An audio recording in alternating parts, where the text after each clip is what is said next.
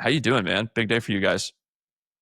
Very good, exciting, feeling different emotions to be honest, because like from one hand it's super exciting getting tons of different DMs, but at the same time I'm just like thinking that it's day zero, and everything is ahead and we need just to heads down and grind our way to the user growth and etc. But super excited Yeah. at the end of the day.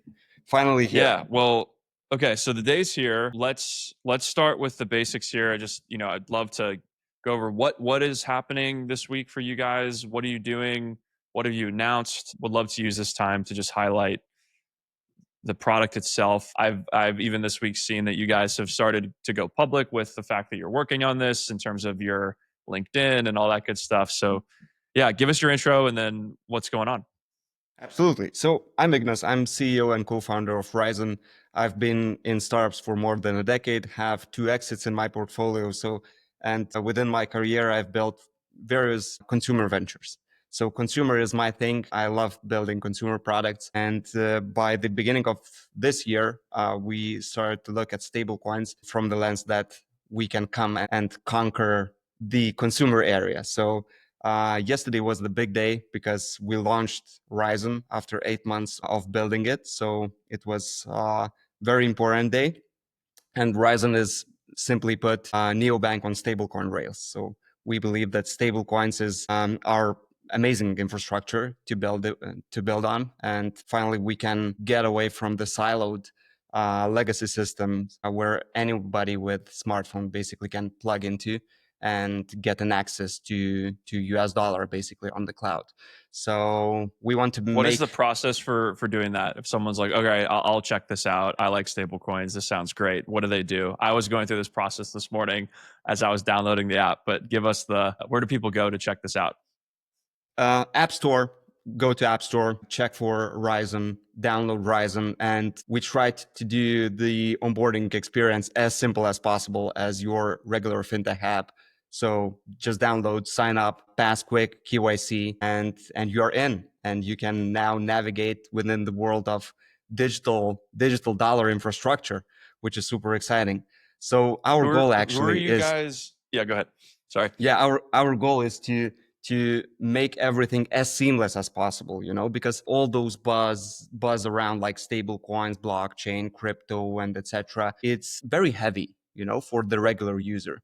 And since stable coins are actually solving a clear problem especially for the global south, and it's getting more and more mainstream, but the experience that has been developed currently wasn't very mainstream focused. So our goal is to make it as easy as possible and as invisible as possible. Our aim is to make stablecoins invisible. Make stablecoins invisible. As a stablecoin lover, I it feels weird to say that, but it's like, yeah, these things just need to work behind the scenes. What were the things that you, as you guys were thinking through the product, even just like the approach that you guys have had in our conversations and on social media, just the way I can tell you're carrying yourselves feels very like, I hate to say it, fintech or like Web two, or just like focused on what a mass market customer type or user type would expect. I still see a lot of people taking very crypto native approaches to things that are like not inherently serving a crypto native audience, in my view. So, walk us through or give us some detail into like your perspective on the product side in terms of that approach. I know you care a lot about that. What are some of the decisions you've made because of that priority that maybe like historical crypto apps or stablecoin apps haven't done, in your opinion, that well? Would love to dive into that piece. That's a very good point. And actually, our point of view is very, very strange because we're living in this situation where it's pretty clear where the next 10 to 15 years will go with stablecoins and the whole infrastructure. It's pretty clear, like use case is clear, problems are pretty clear as well. And if you are thinking about the whole DeFi infrastructure and stablecoin road where it's heading, everything is like pretty clear, painted out. But the problem Clear, is, clear being that it's coming is what you mean. it's definitely Like this is coming. Yeah, happening. Yeah, And but the I question agree. is like how the short term will look like, you know, and how the short term of that mainstream adoption will look like, and how the first users will adopt the technology. Shall we focus on crypto native users, as basically everybody is doing now, and focusing on those lowest hanging fruits that have stable coins one way or another? Is this a strategy, or shall we just go directly to the mainstream brand product feeling, trying to translate what does stable coin mean in the actual language, and what's the bigger picture for the user? So we chose to go this path. We have tons of different stacked assumptions about this thesis. We've been thinking about this for long nights and long months, and we decided that probably that's the way to go. Let's see. You know, we launched yesterday, so time will show if we are correct. But in the long run, I believe that we'll definitely win, because at the end of the day, you know, stable coins enable very different way of interacting with money, and access freedom that people in the global south can have is something very strong and very important, I think. Yeah. How are you guys approaching the idea of reaching that target user in the global south? The person who, like right now, you guys just launched this app. You're trying to get people to download it. You're trying to grow awareness for this thing. How are you guys approaching targeting users, growing a user base? Something that we're also thinking through right now with StableDash as we bring that product to market very soon. What does that look like in your approach right now? How are you guys approaching the launch? Yeah, so since we've been working with consumer apps for more than a decade, we have strong team that knows different go-to-market and growth techniques.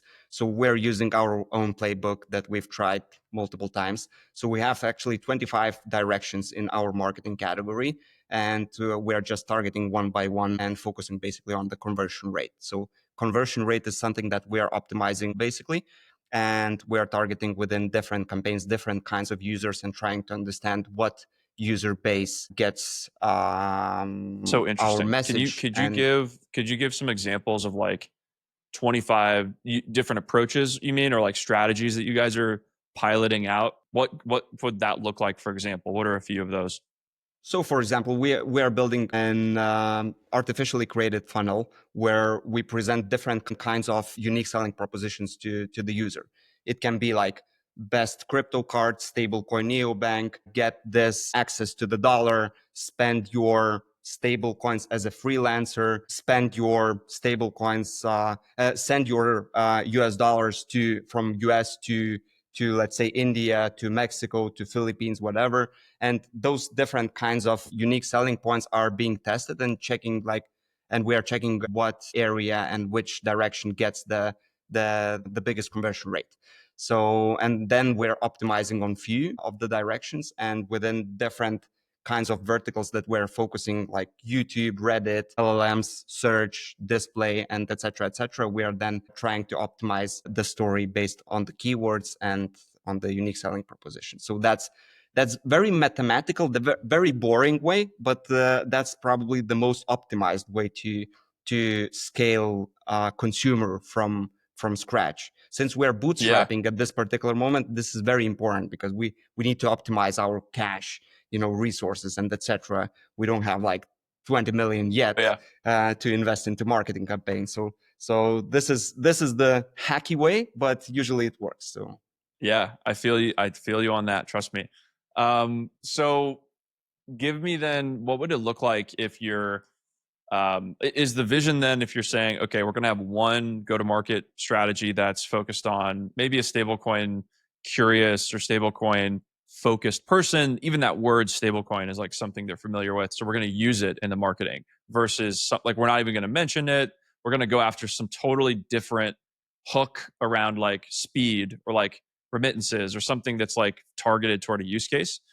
Will you then, on the product side, let's just say both of these people sign up into Rizon, are you going to actually give them a different experience or a different like position for that product? It's something we're thinking about as well. Like, will the stablecoin native person have like more of a stablecoin native experience in some way? Is that how you're thinking about it, or are they all going to kind of, at least to start, go to the same product?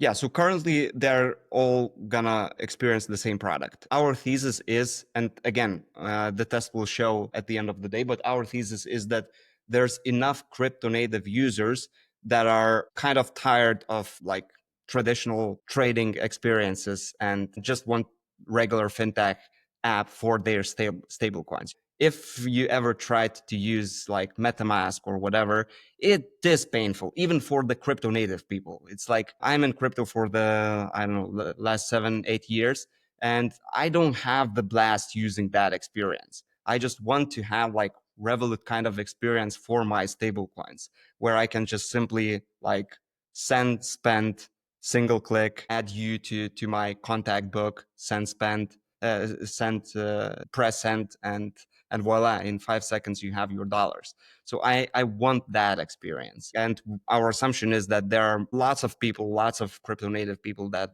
have the same feeling. But again, the time will show, and we'll see what's There later today, actually, I have a interview with Mike from Sling Money. We're going to be talking about his business and part of our new podcast season. So kind of in the same framework of like global dollar account based instant transfers, peer to peer. Who do you guys? I mean, there are I think a lot of people who are trying to win this race, right? Like there are a lot of people who are in this bucket.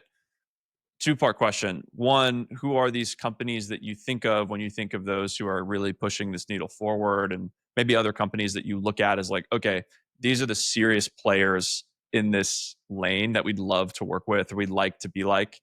And then how are you planning to differentiate yourselves? Or maybe that goes back to the go to market piece a little bit of like how you position yourselves over time. But what is the differentiation between these other things? I think a lot of some stuff I've heard, I don't really know where I stand with this, but I've heard some people say like everyone's building a stablecoin neobank. What's the difference? How do you answer that objection? Yeah, this was the very important question that we've been discussing back and forth with my co-founders because it's very important. We came up to the conclusion that for one, current competition doesn't matter.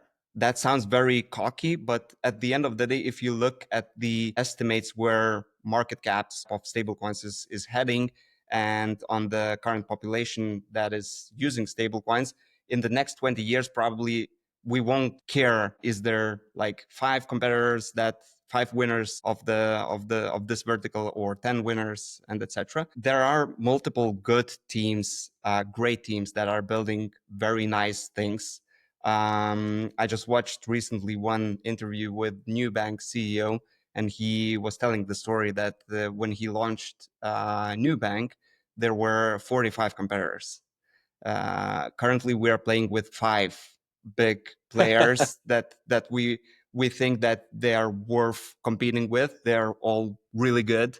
You're talking about like stablecoin native, kind of homegrown. They started this way from the beginning versus like, you know, the Revoluts or the new banks who are then, I guess Nubank, I don't know much about their history, but maybe they're in the middle here a little bit. But other than like the cash apps of the world coming this direction, are Exactly. you more competitively like concerned with the big legacy like Revoluts and cash apps of the world who are adopting this, or are you more concerned with the like those five that you mentioned that are native?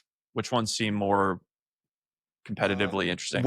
When we look at the competitive landscape, we created kind of three different categories of the competitive landscape. So there are primary competitors, those like five players that we're focusing, and we are carefully looking what they are doing, what features they are building, what strategies they are taking, and etc. Then there is a secondary kind of target group that's like all the different trading firms or like Binance with their card, MetaMask with their card, and type like this. And then as a third row and column of competitors would be like traditional legacy neobanks that can have stable coins integrated one way or another. So that's the probably the whole picture, but we are focusing mostly on the first tier of competition. We believe that in a short run, this matters the most because we are basically sharing the same cohort of users and we're trying to win that cohort of users. We have some secret sauces in terms of our go-to-market. We have different strategies and different untapped markets that nobody's is watching yet. And we are doing some I'll ask you partnerships. what those are, but I'll wait till we stop recording so we don't. The sauce, you got to keep the sauce a little close to the chest. I You, get it. you'll definitely see.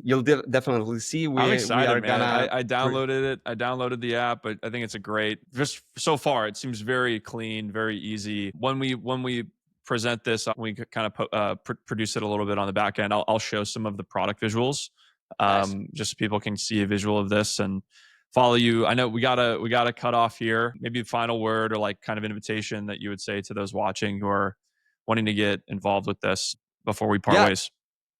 yeah. So please follow me on LinkedIn, on X. We decided that we are gonna build Rizon as open as possible, as transparent as possible. Since it's consumer venture, we just want to build it together because when we are thinking like if at least 10% of the whole stacked assumptions that we have in the strategy would pay off, this can be like super massive. And we believe that together we can build that global fintech. So yeah, please drop me a message if you have any questions. Happy to answer.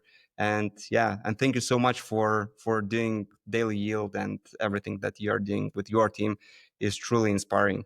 So thank you so much. Yeah, man, you're welcome. Congrats on a big week, and we're excited to be involved, see where this goes, and continue following this. Best of luck to you as you go through those 25 or however many different go-to-market options you have. Excited to hear more around like what is working and what you have found to be true. There are also, just before we go, there are definitely some interesting collaborations or integrations we could think through with StableDash as a media and a news product covering this space to, let's just say there is that go to market channel that's like super stablecoin curious or like resonates with that sort of thing. It would be really cool to embed. We've been talking about like embedding our like RSS feeds, media feeds. Like, could we do that within platforms like Rizon, for example, or there's like a news tab or an insights tab or something like that? So maybe we need to talk about this a little bit more. Absolutely, love it, love it. That's a Cool, great man. idea. Well, thanks for the time. Really appreciate it.